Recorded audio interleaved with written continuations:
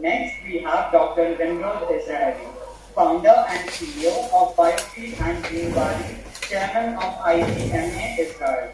Sir is a farmer, entrepreneur, scientist, and investor who works to improve the economic conditions of farmers in developing economies based on advanced soil and regenerative agricultural principles. He holds a PhD in the Hebrew University in Israel. He is the founder and CEO of Biofeed and Green Valley, an agrotech and value chain company, and the co-founder and chairman of the International Conference on Business Models in Agriculture. Sir will be joining us online. I request you all to put your hands together and welcome. So hello from Israel. Yes, sir. Okay, thank you. Hello from Israel, not far from Jerusalem. And I will try in this conversation to make you think differently about agrotech and the place of agrotech in agriculture. Oh, it's great to see you all. Wow. So the topic is why are most Indian farmers poor despite decades of technological advancement and financial support, and how can this be changed? I've been over 30 times to India, and the most recent one was just a couple of months ago, and this was always a problem that it took me a long time to understand why it happens. So let's discuss this. This is a question, but before I continue, let me just ask you a few more questions. Okay? So the next question is, are you satisfied with the state of agriculture in India? If you are, or I will ask, if you are, please lift your hand. Okay, I don't see too many hands. If you are not satisfied, please lift your hand. If you want it to be different. So I don't see the hands. I don't know, maybe I don't see it. But do you lift your hands? I didn't see either times. Okay. So the next question is, why are we here today in this conference? And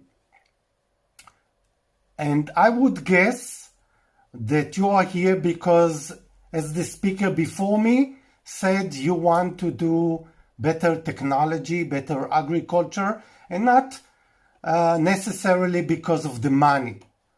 So this is my assumption, that you assume, like I did, like most entrepreneurs in agrotech, that better technology means better professional success and results, and that means better livelihood. Okay? And in short, better technology is better livelihood, and this is what you are looking for. Is that so? Just so I see that you hear me. If you agree with this, please lift your hand up high so I can see it. High, so I can see it. I don't see you. Okay, I think I see some hands now. It's really hard to see through the little screen. So the next thing is my conclusion that we assume that if successful farmers use advanced technologies, then by using advanced technologies, we will also become successful farmers. Again, please, if you agree with this conclusion, please lift your hand up high so I can see it. Just remember, you are many and it's far that the picture is small. Up high. So I cannot see you. If there are more than half, please, if anyone can share, that could be nice. I will continue. So this presentation is especially for you if you lift up your hand, as I did, and this is for you to rethink the place of technology in the agro sector transformation, because what you are saying, what I heard Prime Minister Modi saying many times, including 2 months ago when I've heard him, is about transformation that we need. So I will tell you 3 stories that I know very closely, and let's see where this is taking us. The first story is the story of a kibbutz. This is my kibbutz. India became independent in 1947, August, if I remember well, 15th, and my kibbutz was established 1948, a little bit after.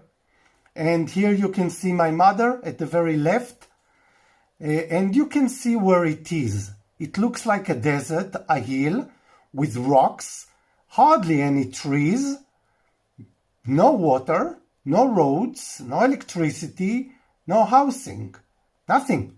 That's how it was when my mother and her friends got to this hill after the Israeli Independence War. This is the way it was.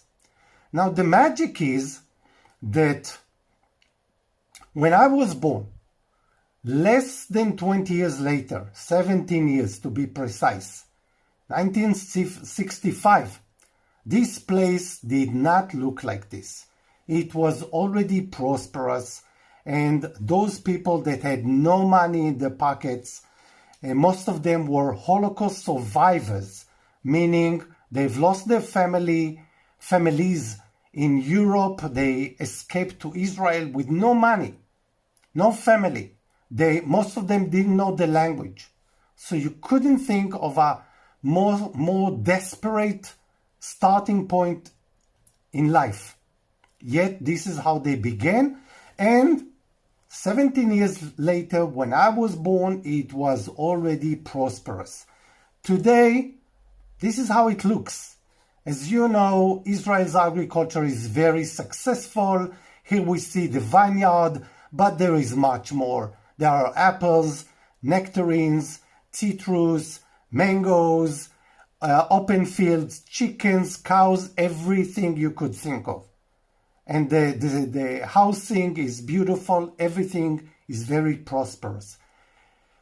Now, the question is, I told you, when I came to this world, 1965, it didn't look exactly like this, obviously, but it was prosperous. How is it possible if my parents and their friends didn't have such an advanced technology? Now, I remember, because I was there already, when the revolution in irrigation came, with dripping irrigation. I remember that. I was there. And you know what? It didn't change much the income of our agriculture. It didn't. And not so much the yields. It saved money. It saved water. But didn't increase the income so much. And then came the revolution of computers in irrigation, in crop protection, sprays, management of the agriculture. And then again, we didn't see the income jumping, but it was much more about saving money. So how is it possible? Something is not really working together with what we learn about agriculture and about technologies. So what we see here, that the kibbutz defeated poverty, which is the starting point, in 1948, although technology was not a great player at that time. the 50s, the 60s, the 70s. Now, second story is about AGRA, the Alliance of Green Revolution Africa. And this alliance is led by Bill Gates and many other organizations for over 15 years. Their agenda is the problem is technology, the problem is advancement, know-how. If only we provide farmers access to those technologies, chemicals, sprays, fertilizers, seeds, internet apps, and so on, everything will be fine. This is the attitude. And they did it. They invested tens of billions of dollars in 20 million farmers in Africa for over 15 years in about 10 countries. And what were the results? Very disappointing, I would say, because what they found, is that those farmers are just the same as the others. They remain in poverty. How could that be? Sometimes even more problematic poverty than it was before. How could it be? But that is the reality. So AGRA did not defeat poverty. And then a third story. This story I will tell about agrotech company, in this case my company Biofeed. Now Biofeed is a company that as a farmer, I didn't say much about myself, maybe it's time. I was born on a kibbutz, I said, and I grew up as a farmer. Already a professional farmer, and I was spraying a lot. I was an expert in spraying technologies.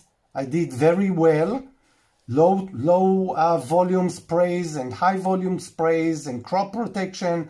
I then went to university for 14 years. I became an expert in crop protection, in agriculture.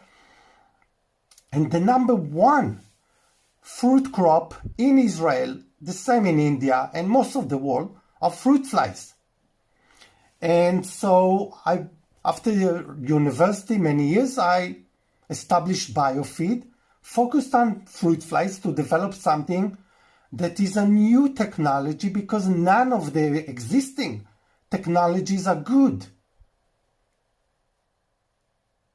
Now, 1916, I began working in India on a project by Grand Challenges Israel, because India suffer a lot from fruit flies, which is like 50 to 80%, as you can see here on the slide. And this is horrible. Mango is number one fruit crop of India, the king of fruits, right? The king of fruits. Yet, very little export, very little income to farmers in India. This is what, let me know just that you hear this video. So myself, Dr. Jaswinder Singh Brad, I am working as senior horticulturist in Punjab Agricultural University, Ludhiana. So in Punjab, there is a huge problem, very big problem of fruit fly damage. Most of our crops are highly infested with the fruit fly. And what is the infestation today of fruit flies in Guayava? The rate? How many percentage? Sometimes it may be 100%. On an average, 60-70% damage is reported. About 30-40% of our quinoa is usually damaged with the fruit flies. In mango and other fruit crops, there is a 20-30% damage. Every fruit crop is going to damaged by the fruit flies. Sometimes it may be more than 50%.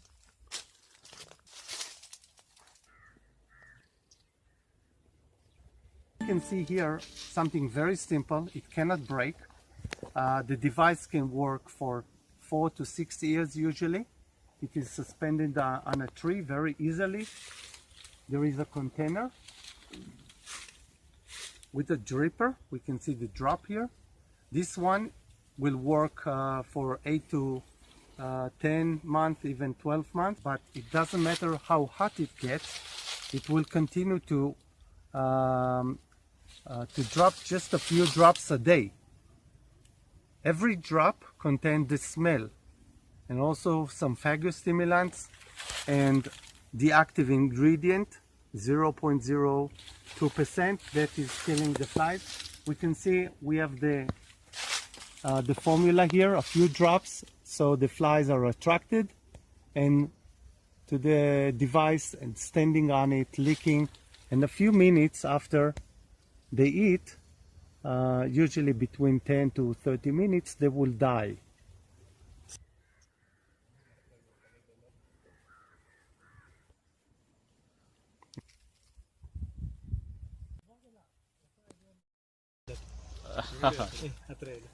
See, when I was child, 6 years old, my grandma and my grandfather brought fruits from the same tree to give me with very affectionately.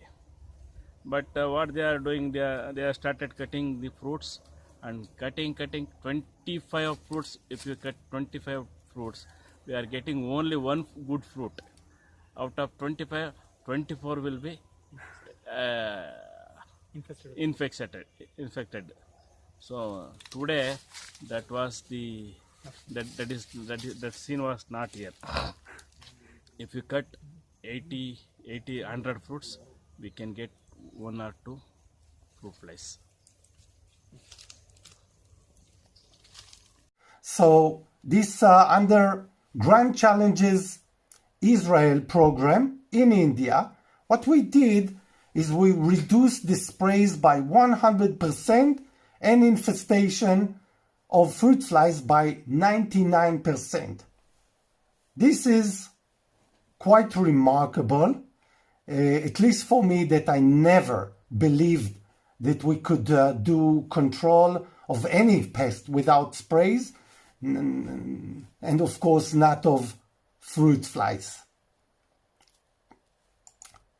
The other thing is that farmers increased their income typically by doubling, 200%.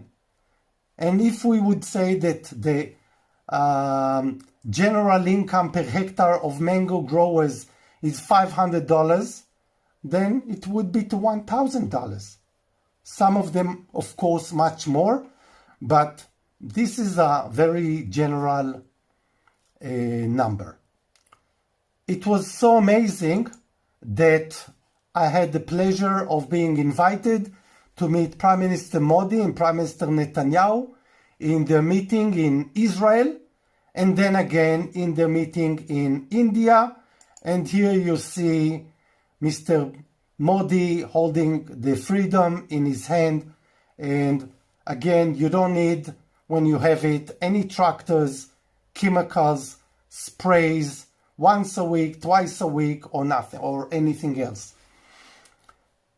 So if I would ask you, should I be happy? If you think that I should be happy, just lift up your hand, please, high up, so I can see it. And if anybody of you can tell me how many hands, or is it the majority, because it's really hard to see from the little video that I have. If you think that decreasing sprays by 100% for mango growers and 99% of the infestation is really great, please lift up your hands high, so I can see it. Okay, now I see hands. Thank you very much for your support. So I was sure it is good. I was sure. I just showed you farmers doubling the income, and I mean, it was my dream always. But it took me a while to understand that I'm not happy, and I will share with you why. Because this is the full picture that I've seen. What I saw is that before I came to India, farmers would make $500 per hectare. Smallhold farmers, which are most of the farmers in India. Now with me, they grew it up by double to $1,000 per hectare. This is with biofeed. But you know what? I'm coming from Israel. And how much is the income of mango growers in Israel? It's not 1,000. It's not 5,000. It's not 10,000. It is $50,000 per hectare. 50,000. So, if you are amazed, yes, you can be. Now, the thing is that what I saw is a different picture than farmers saw. I saw a picture of farmers that only grew their income from 1% compared to the Israeli farmer to 2% compared to the Israeli farmer. This is with the best technology. By the way, they received it for free. I gave it to them for free, including the service, the protocol, everything for free. So if it is for free, growing from 500 to 1,000, doubling, yes, it's good, it's nice, but it's far from what it should be, what it can be. And of course, if they need to purchase the technology and the protocol and everything, then gosh, they don't have the money to buy it. It's not coming for free, even if they got it for free for me. So I understood we have a problem. That's what I said to myself. We have a problem. And when I spoke to IFCO, which I guess you know, and other companies in distributing companies in India, and said, okay, if they don't get it for free, how will they pay for it? And if the results are not so... But I request you to wrap it up soon because we are running short of time, sir. Thank you. Okay. So I said, well, biofeed didn't defeat poverty. This is what I said. So now we ask the question of why. Why in story 1, the kibbutz, farmers defeated poverty, although technology was not so advanced, and in story 2 and 3, the Agra story and the biofeed story, farmers remained in poverty. This is the big question. And here, this is my message to you. It is about the concept. And the concept of agriculture, wherever you go in the world, and when you look at places that are very successful compared to those not successful or less, it is called the agricultural package. And when you have a very successful package, farmers are more successful. And if not, then it's not. And what is made as an agriculture package is made of 3 pillars. The first one is the ecosystem or a coherent value chain. I'm not going to go into it. The second is the business models. And the third is technologies and services. Now, most of the time, because of different reasons, we are focused on the third, only the third. It's very sexy, very easy to see, very easy to sell. Most of the people don't even know what it means, business models and ecosystems. So we don't deal with it. And this is the problem. So what I did after I understood it, I changed my concept from biofeed, which is technology, to Dream Valley, which is a package. Dream Valley is a new company that I established because of this. And I will finish with this by telling you the story of a short, very pilot that we did with Dream Valley in Senegal with many hundreds of farmers in many villages. Here you can see some of those villages. And what happened when we apply a package with no new technology is that, as expected, farmers increased their income, double and more, and Senegal doubled its export.